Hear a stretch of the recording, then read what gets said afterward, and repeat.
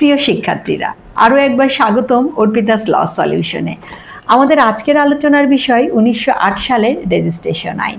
Registration আইন অনুযায়ী কোন কোন দলিলগুলো নিবন্ধন করা বাধ্যতামূলক, নিবন্ধন না করার কি ভয়াবহ পরিণতি হয় এবং কেন এটি গুরুত্বপূর্ণ, আজকে আমরা এই সম্পর্কে জানার চেষ্টা করব।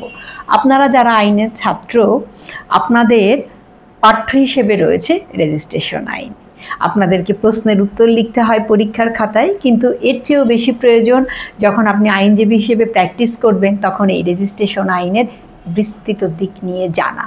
তাহলে আমরা একটু জানার চেষ্টা করি, আলোচনা করার চেষ্টা করি কোন কোন দলিলগুলো নিবন্ধন করা বাধ্যতামূলক। যে কোনো ধরনের সম্পত্তি হস্তান্তর দলিল রেজিস্ট্রেশন বাধ্যতামূলক, সেটি দান, বিক্রি, হেবা, ওয়াকফ, ট্রাস্ট, দেবোত্তর বা যে কোনো ধরনের হতে পারে, কিন্তু সম্পত্তি হস্তান্তর মানেই সেটি রেজিস্ট্রেশন করা বাধ্যতামূলক। এছাড়া যে লিজ দলিল হয়, সেই লিজ দলিলের মেয়াদ যদি 1 বছরের বেশি হয়, অর্থাৎ 1 বছর অতিক্রান্ত করে যদি কোনো দলিল করা হয়, সেটিও রেজিস্ট্রেশন বাধ্যতামূলক। আমরা যে 1908 সালের রেজিস্ট্রেশন আইন পড়ি, সেখানে উল্লেখ করাই আছে 100 টাকা মূল্যমানের অধিক যে কোনো দলিল রেজিস্ট্রেশন বাধ্যতামূলক। এছাড়া যদি কোনো হিন্দু বিধবা কোনো সন্তানকে দত্তক নিতে চান, অবশ্যই তার স্বামীকে মৃত্যুর পূর্বে তার অনুমতি যে পত্র দিতে হবে সেটি নিবন্ধন করতে হবে, অর্থাৎ রেজিস্ট্রেশনের মাধ্যমে তার স্ত্রীকে অনুমতি দিয়ে যেতে হবে যে সে কোনো সন্তান দত্তক নিতে পারে। হিন্দু আইন অনুযায়ী কোনো সন্তানকে দত্তক নিতে গেলে, কোনো বিধবাকে কোনো সন্তান দত্তক নিতে গেলে সেটি অবশ্যই রেজিস্ট্রি থাকতে হবে।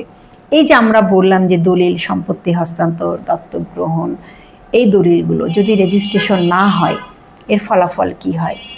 প্রথমে আসি, সম্পত্তির ক্ষেত্রে কোনো প্রকার মালিকানা সৃষ্টি হবে না যদি না রেজিস্ট্রেশন না করা হয়। যে বিধবা সন্তান দত্তক নেবেন, এই সম্পত্তি অর্থাৎ বিধবার যে সম্পত্তি থাকবে, সেই সম্পত্তির মালিকানা দাবি করতে পারবে না ওই দত্তক সন্তান, যেহেতু তার স্বামীর অনুমতিপত্রটি দেওয়া ছিল না, রেজিস্ট্রেশন করা ছিল না। এর বাইরে সরকারি অনুদান হিসাবে যে সম্পত্তিগুলো হস্তান্তর করা হয় সাধারণ নাগরিককে বিভিন্ন স্বীকৃতিস্বরূপ, কাজের স্বীকৃতিস্বরূপ, এগুলো যদি রেজিস্ট্রেশন না করা হয়, সেখানেও মালিকানা সৃষ্টি হয় না। এরপর আমরা আসি পার্টিশন ডিড, অর্থাৎ বাবা মারা যাওয়ার পরে তার সন্তানেরা যে উত্তরাধিকার সূত্রে সম্পত্তি পেয়ে থাকে, সেই সম্পত্তি কে কোন অংশ পাবে। অনেক আগে ছিল ঘরোয়া আপোষনামা, বন্টননামা, কিন্তু এখন আর এগুলো সম্ভব না। আইন দ্বারা বলা হয়েছে, স্বীকৃতি দেওয়া হয়েছে, এই বন্টননামা অবশ্যই রেজিস্ট্রি হতে হবে। অর্থাৎ যে আপোষ বন্টননামা আমরা নিজেরা ভাই বোনেরা বা ঘরোয়া সূত্রে এতদিন ভোগ করেছি, সেটি যদি রেজিস্ট্রেশন না করা থাকে, তাহলে এই বন্টননামা গৃহীত হবে না, অর্থাৎ গ্রহণ করা হবে না। এছাড়া আমরা ব্যাংকে যে সম্পত্তি মর্টগেজ দেই, বন্ধকি দলিল বলি যেটাকে, এটিও রেজিস্ট্রেশন করতে হবে, না হলে এই বন্ধকি দলিল কার্যকর হবে না। অর্থাৎ এই দলিলগুলো প্রত্যেকটাই নিবন্ধন করা বাধ্যতামূলক।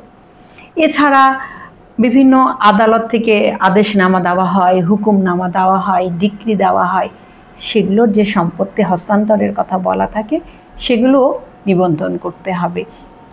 যদি নিবন্ধন করা না হয়, এই সম্পত্তিগুলোতে মালিকানা সৃষ্টি হয় না। এছাড়া আরও কিছু দিক আছে। যখন কখনো পরিবারের মধ্যে সম্পত্তি নিয়ে কোনো দ্বন্দ্বের সৃষ্টি হয়, আদালতে শরণাপন্ন হতে হয়, আদালতের দ্বারস্থ হচ্ছি আমরা, কিন্তু যে দলিল মূলে আমাদের এই জমিজমা সংক্রান্ত বিরোধের সৃষ্টি হচ্ছে, সেই দলিলগুলি যদি রেজিস্ট্রি করা না থাকে, আদালতের কাছে আমরা প্রতিকার দাবি করতে পারবো না। অর্থাৎ আদালতের কাছে আমি যে প্রতিকার চাইব, সেই প্রতিকার চাওয়ার আগে আমার সম্পত্তির দলিলটি হতে হবে রেজিস্ট্রি করা, অর্থাৎ নিবন্ধন করা। আমার উত্তরাধিকারিত্ব সৃষ্টি, সম্পত্তির ভাগ, বন্টন, মালিকানা বা একজন সম্পত্তি বিক্রি করেছে, একই সম্পত্তি একাধিকজনের কাছে বিক্রি করেছে, যার কাছে রেজিস্ট্রেশন দলিল আছে অর্থাৎ রেজিস্ট্রি করা দলিল আছে, তিনি প্রকৃত মালিক হিসেবে গণ্য হবে। এরকম বহুবিধ কারণ আছে যে দলিল যদি রেজিস্ট্রেশন করা না থাকে তাহলে সেই দলিলটি আসলে সঠিক বলে গণ্য হবে না। এছাড়া আছে পাওয়ার দলিল, আমমুক্তার। আমরা এটাও পড়ব রেজিস্ট্রেশন আইনে যে আমমুক্তারনামা কী, কীভাবে করতে হয়, কেন হয়। এই আমমুক্তারনামা দলিলও যদি রেজিস্ট্রেশন করা না থাকে তাহলে এই পাওয়ার ডিড বা আমমুক্তারনামা দলিলকেও আমরা সঠিক বলে ধরব না বা এটি কার্যকর বলে গণ্য হবে না। তাহলে রেজিস্ট্রেশন আইনে আমাদেরকে জানতে হবে কোন দলিলগুলো নিবন্ধন করা বাধ্যতামূলক, সেই দলিল নিবন্ধন না করলে কি পরিণতি হতে পারে এবং কেন নিবন্ধন করা গুরুত্বপূর্ণ। শুধু পরীক্ষায় প্রশ্নের উত্তর জানার জন্য আমরা শিখব না, আমরা শিখব যখন আইনজীবী হিসেবে প্র্যাকটিস করব, তখন আমি আমার ক্লায়েন্টকে যেন সঠিক সেবা দিতে পারি, সঠিকভাবে তাকে বোঝাতে পারি। বা কোনো ব্যক্তি যখন আপনার কাছে আসবে, আমি এই জমিটি কিনতে চাই, আমার সমস্ত কাগজপত্রগুলো আপনি দেখে দেন, তখন যখন আপনি দেখবেন যে সেখানে কোনো অনিবন্ধিত দলিলের মাধ্যমে জমি হস্তান্তর করা হয়েছে, আপনি আপনার ক্লায়েন্টকে সুপরামর্শ দিতে পারবেন। এজন্যে আমাদের আসলে জানা প্রয়োজন রেজিস্ট্রেশন আইন সম্পর্কে বিস্তৃতভাবে।